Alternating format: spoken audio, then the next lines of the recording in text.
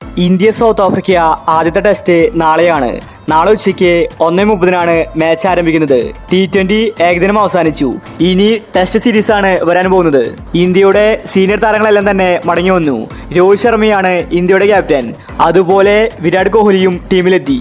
ഋതുരാജ് പരിക്ക് പറ്റി ടീമിൽ നിന്ന് പുറത്തായി. പുതിയൊരു താരത്തെ സ്ക്വാഡിൽ ഉൾപ്പെടുത്തിയിരിക്കുകയാണ്. അപ്പോൾ ഇന്ത്യ സൗത്ത് ആഫ്രിക്ക ഫസ്റ്റ് ടെസ്റ്റിന്റെ കംപ്ലീറ്റ് പ്രിവ്യൂവാണ് നമ്മൾ ഇന്നത്തെ വീഡിയോ നോക്കുന്നത്. ഇത്തരം ക്രിക്കറ്റ് ന്യൂസിന് വേണ്ടി ഈ ചാനൽ മറക്കാതെ സബ്സ്ക്രൈബ് ചെയ്യൂ. രോഹിത് ശർമ്മയും കോഹ്ലിയും വേൾഡ് കപ്പിന് ശേഷം ആദ്യമായിട്ടാണ് ഇന്ത്യൻ ടീമിൽ കളിക്കുന്നത്. സീനിയർ താരങ്ങളെല്ലാം തന്നെ മടങ്ങി വന്നു. ജസ്പ്രീത് ബുംറ, സിറാജൊക്കെ ടീമിലുണ്ട്. ബോക്സിംഗ് ഡേ ടെസ്റ്റിന് നാളെയാണ് തുടക്കമാവുന്നത്. സെഞ്ചുറിയനിലാണ് കളി നടക്കുന്നത്. നാളത്തെ മാച്ച് പേസർമാർക്ക് അനുകൂലമായിരിക്കും. അതുമാത്രമല്ല, നാളെ കളി നടക്കുമെന്നത് സംശയമാണ്. നാളത്തെ മാച്ചിൽ മഴ ശക്തമായിട്ട് പെയ്യുമെന്ന റിപ്പോർട്ടാണ് പുറത്തു വന്നത്. അതുകൊണ്ട് നാളത്തെ ടെസ്റ്റ് തടസ്സപ്പെടാൻ സാധ്യതയുണ്ട്. ഇനി ഇന്ത്യയുടെ ടീമിലോട്ട് വന്നിട്ടുണ്ടെങ്കിൽ ഋതുരാജ് പരിക്ക് പറ്റി പുറത്തായി. താരത്തിന് പകരം അഭിമന്യു ഈശ്വറിനെ ടീമിൽ ഉൾപ്പെടുത്തിയിട്ടുണ്ട്.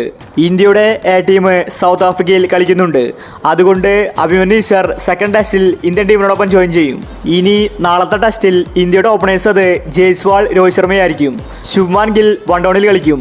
നാലാമതായിട്ടായിരിക്കും വിരാട് കോഹ്ലി കളിക്കാൻ പോകുന്നത്. അതുപോലെ 5ാം നമ്പറിൽ ശ്രേയസുമുണ്ട്.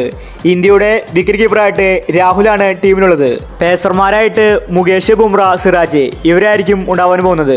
മികച്ചൊരു ടീം ഇന്ത്യക്കുണ്ട്. എന്നാൽ കളി നടക്കുന്നത് സൗത്ത് ആഫ്രിക്കയിലാണ്. ഇവിടെ ഒരു ടെസ്റ്റ് പരമ്പര നേടിയാൽ അതിന്റെ നേട്ടം അത് രോഹിത് ശർമ്മയ്ക്കാണ്. ഇനി നാളത്തെ മാച്ചിനുള്ള ഇന്ത്യയുടെ സാധ്യത 11 നോക്കാം.